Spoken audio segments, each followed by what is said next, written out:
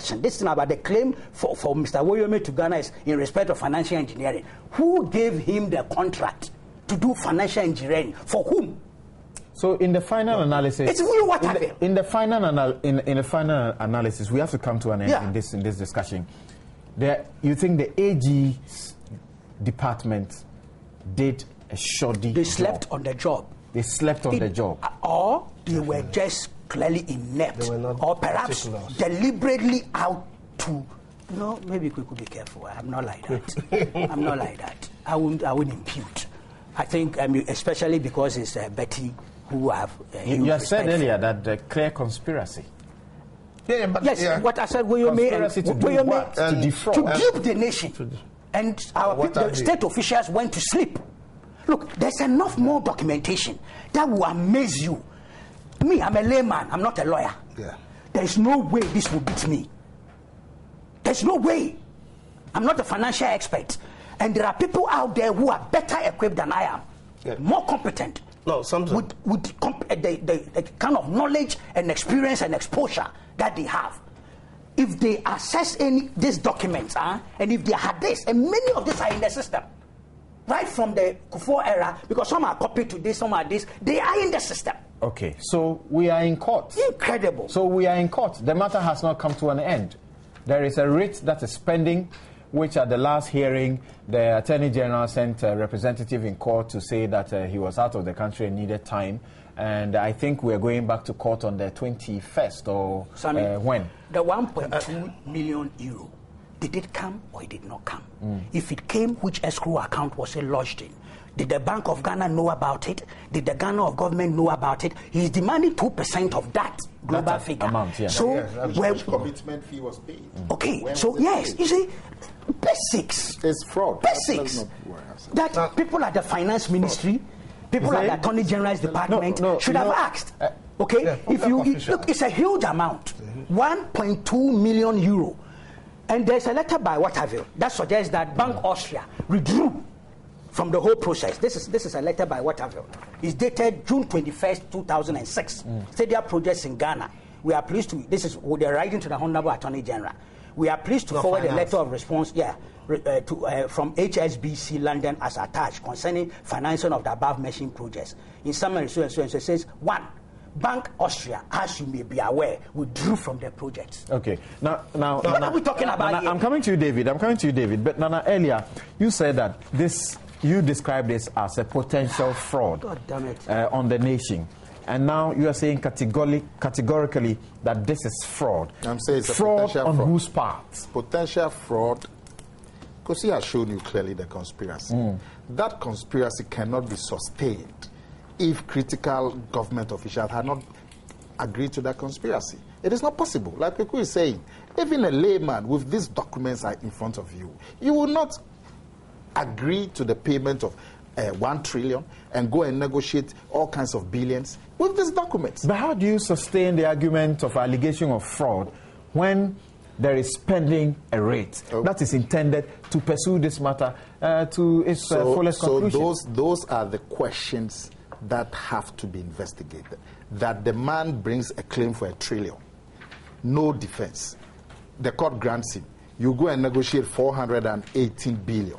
Another minister goes and negotiates 512. All right. You go to the court to sustain. Thanks. Now, David. Meanwhile, before that person have paid. Now, David. Victor, just hold on briefly. Now,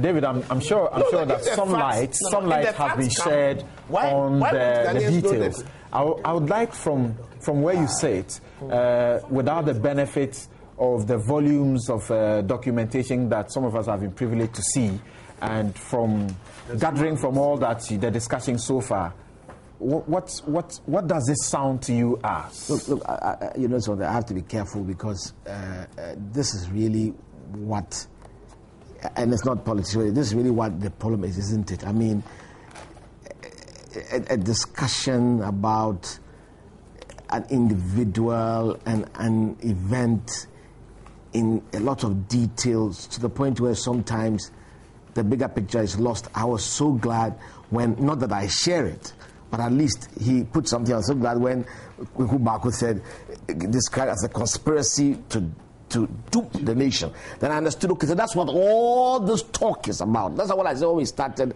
Let's be clear, what is this subject about? You know, and what are we seeking to? And in the end, we have a legal system, and if there is something that's gone against the law, it should just take its course properly, and this should not be consumed so much. I mean, in my view, honestly, because as I listen to it... You see, like you're saying...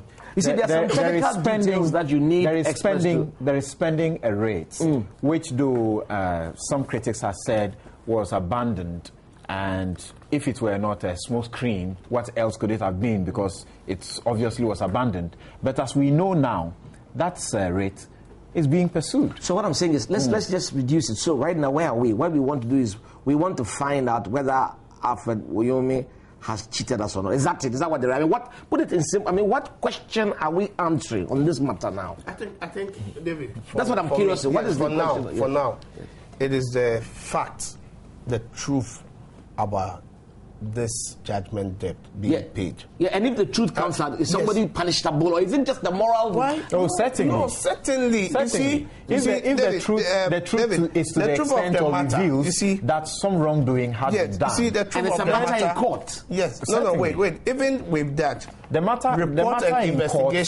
in court would either end saying someone is owed or someone is not owed. That's the matter in court. And that does not even bring all the facts. That does not bring in any question of criminality. The other aspect could be pursued later by the state. But you know, interesting enough, and I hear you, I'm just saying that the value to me of this are some of the other things we pick from it, because I'm sure that this particular experience is taking places at other levels in different parts of Ghana now. All right, I've got some questions. It's part of the way we do business. You're on Newsfile on Joy 99.7 FM. We are live on Love FM in Kumasi and over a dozen of affiliates across the country. My name is Samson Ladi Anyanini, and you're also watching us on your multi-TV Joy News channel. I've got some of your text messages here. And this one says, no name. Why are people worried that one person, Woyome, got the money? Will they be happier if it was a family, a company, or 10 people? What should the Chinese say about the 3 billion too? All right, interesting thoughts there. Isaac Osei writes, anybody who doesn't see the fraud... Nana, let me... It's a loan to Ghana. Nana, it's not a payout. Nana, if the Chinese government paid out... That is this person's opinion. It's interesting. We're saying it's bogus. If the Chinese government dashed the government of Ghana 3 billion, I'm sure the masses of China will rise up. Okay. Okay, now Isaac Osei... The whole thing is wrong. Okay, Isaac Osei writes, anybody who doesn't see the fraud and connivance in this Woyome case may at best be described as lacking common law and contract law basics. It is not what? Is it not preposterous that the president says all manner of people have arrogated unto themselves legal authority and dissecting the issue left, right, center? Of course, we will do this. We will do his work for him, since it's strangely surprising that a whole law professor seems oblivious to the facts of the issue and looking elsewhere for non-existent answers. That was a tall one. Eric Latte Lakai in Germany writes, if there was a contract of payment to Woyome, then those in authority should make known to the public. Also, why should the president be interested only in the one who caused the liability? I think he should also ask Woyome to bring the money back. Well, that account, I understand, has been frozen. By ECHO. It's empty. ECHO. Okay. No, ECHO. No, but the truth, the other aspect, something let me kind is that the undertaking that by Woyome, that if he loses the case, There's an undertaking that he will pay the money back. You paid the money 1.5 years ago. But the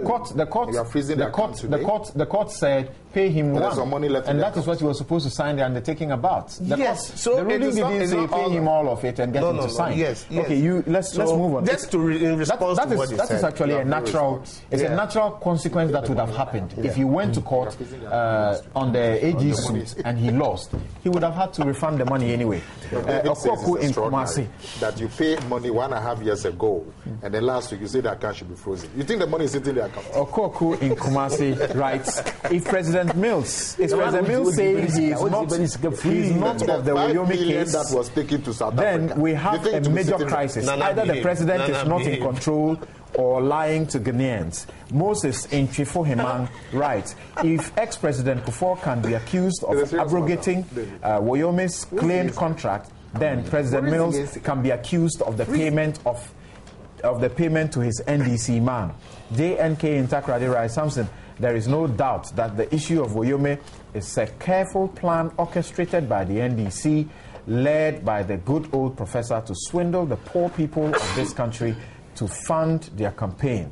They may get away with this now, but they should remember that Ghanaians have started sharpening their thumbs for election 2012. Well, I hope something good comes out of the investigation. Interesting. Because Munkaila in Damango writes, an embargo should be placed on the... okay, that's what you mean. It's already been... Oh, it's not about the money. An embargo should be placed on the 580 billion received by Alfred Woyome while investigations go on. Okay, that's what you're saying. Well, it's been frozen. Juma Ura, you have an issue. You are saying that if the account is being frozen at this time, it's an empty account. But you cannot say that for a fact. Yeah. The 5 million that was given for South Juma Ura in Accra, right? I'm urging all well-meaning Ghanaians, that's what you wanted to say, to continue to hold the neck of President Mills and all those involved in the Woyome saga. Al-Hassan in Saviligu writes, I would like to know if Mr. Woyome signed any contract with government of Ghana. No. Nana in CHRAJ says, tell Mr. Woyome to pay back the money. I can't sleep because of that. Why? Okay. Ken Wood in CHRAJ writes, come December 7, should we vote again for the president who had dribbled us with STS, Eastern Corridor Project, Cape Coast Stadium, and even making Mr. Woyome the richest Ghanaian? Is it the president who is making him the richest Ghanaian? The graft in Kumasi says the Woyomization of the economy has caused Ghana a lot, and we need to send the NDC government away in December. Ghanaians, wake up. Nana Bona in Suta Secretary Central writes, it is clear that the NDC is bent on using Woyome's money for their campaign. And my last batch of text messages, some 2 of them. This one says, this is Atiga Fred in Sunyani. Is Nana talking of corruption? I want to ask him how much did Reku Brobe say the state owed him on the Ghana at 50 saga?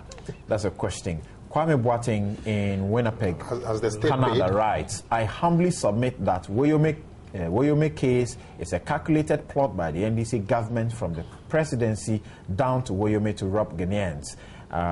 President Mills can't convince me that he didn't know about this huge express payouts, especially when 2 cabinet ministers are involved. I'll take a very quick commercial break. When we come back, I'd like us to take like 5 minutes, as much as possible, to wind up on the question of the alleged complicity of the president, Betty Mould, and also Martin Newman, and which the NPP minority thinks IOCO is not the appropriate forum to investigate this particular matter. We'll be right back. Stay there.